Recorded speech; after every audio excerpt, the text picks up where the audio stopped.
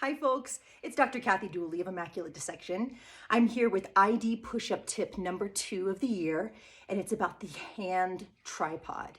Many people complain about their wrists bothering them on the push-up, and I think that part of it is because they don't know how to properly position into the tripod of stability of the hand. So let's check that out. I'll come a little closer and show you the hand tripod.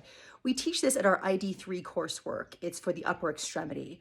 And if you look closely, there's a spot here at the distal part between the second and third digits at the distal palm of the hand.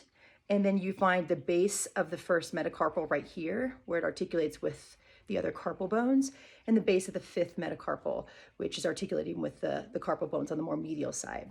So I drew lines between them so you could see that it's actually a triangle, and so most of the force gets placed in the center of that triangle.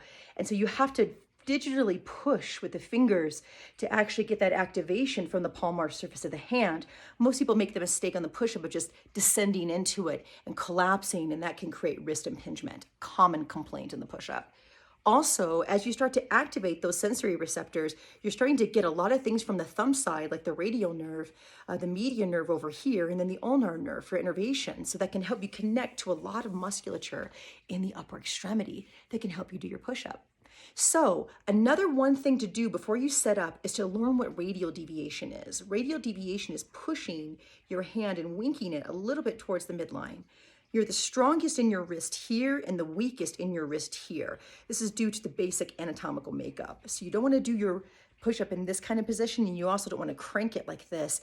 You want to have just a little bit of a wink like you're saying hi to each hand. Okay, so let's try the tripod stabilization and a little bit of wink to help you set up on your push-up. And again, you can do your push-up from an elevated surface like you saw in our previous video, totally fine. But try to find first the hand tripod. Really focus on trying to feel that push of your hand into the ground. So I'm really finding those 3 spots. And I'm winking the hands towards each other slightly, right? Just to get that maximum stability out of my wrist. You get your legs set up like you've seen in previous videos. Then you take your nice long inhale. You descend and then push up on the exhale.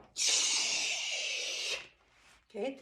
And what you'll feel is that you don't have as much pressure in your wrist because you're pushing down with your fingers using flexors so that you don't overextend the wrists and possibly impinge it. We're gonna have so many push-up tips throughout the year. Remember, I have to do as many push-ups as the day of the year. Today is day 15 out of 365, so today's a pretty easy day of only 15 push-ups. But as I increase my volume of push-ups, I'll increase my own understanding, and I will share with you every tip that I learn during this year. Hopefully you'll come back and learn more tips on the push-up. Enjoy.